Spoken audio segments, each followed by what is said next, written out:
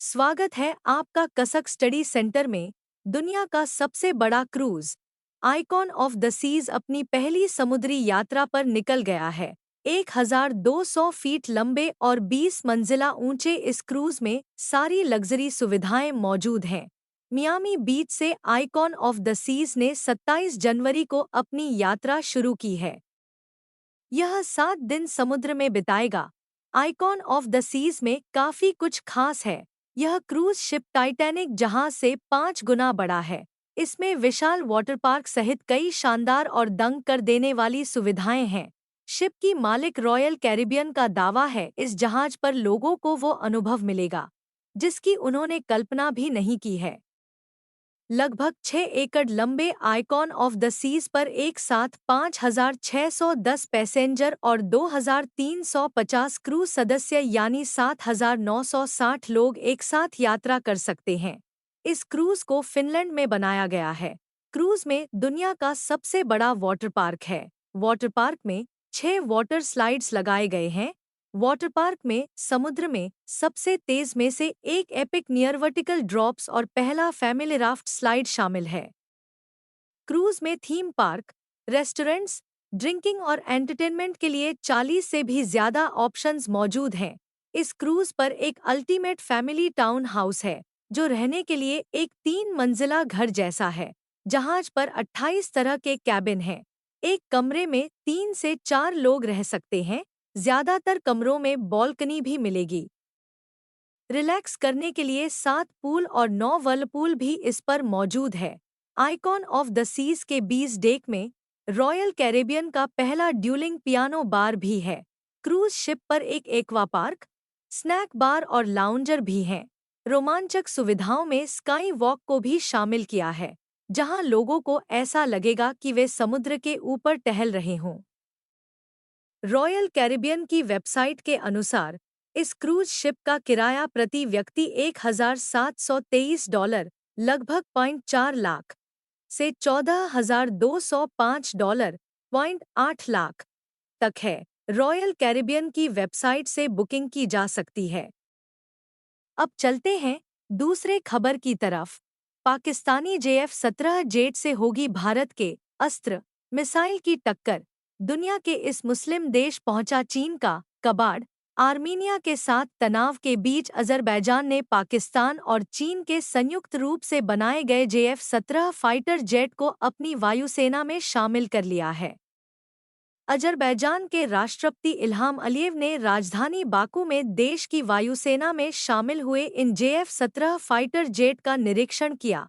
उनके साथ अजरबैजान के रक्षा मंत्री जाकिर हसानोव और पाकिस्तानी सेना के कई सीनियर अधिकारी मौजूद थे।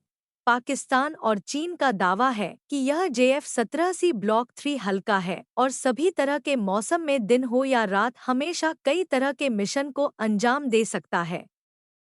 अजरबैजान ने यह फाइटर जेट ऐसे समय पर लिया है जब आर्मीनिया इससे निपटने के लिए भारत की हवा से हवा में मार करने वाली अस्त्र मिसाइल को खरीदने की योजना बना रहा है। तुर्की की मीडिया ने बताया कि राष्ट्रपति अलियेव को JF-17 फाइटर जेट की तकनीकी और ऑपरेशनल क्षमता के बारे में बताया गया। इस दौरान उन्हें बताया गया कि यह विमान हवा से हवा और हवा से जमीन पर हमला करने की ताकत रखता है, साथ ही मध्यम और कम ऊंचाई पर कलाबाजी भी दिखा सकता है। रिपोर्ट में दावा किया गया है कि इस विमान को शामिल करने से अजरबैजान की वायुसेना की क्षमता में काफी इजाफा होगा।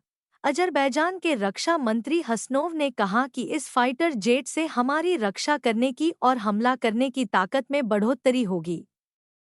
आर्मीनिया के साथ तनाव के बीच अजरबैजान की सेना लगातार पाकिस्तान और चीन के साथ रक्षा संबंध मजबूत कर रही है।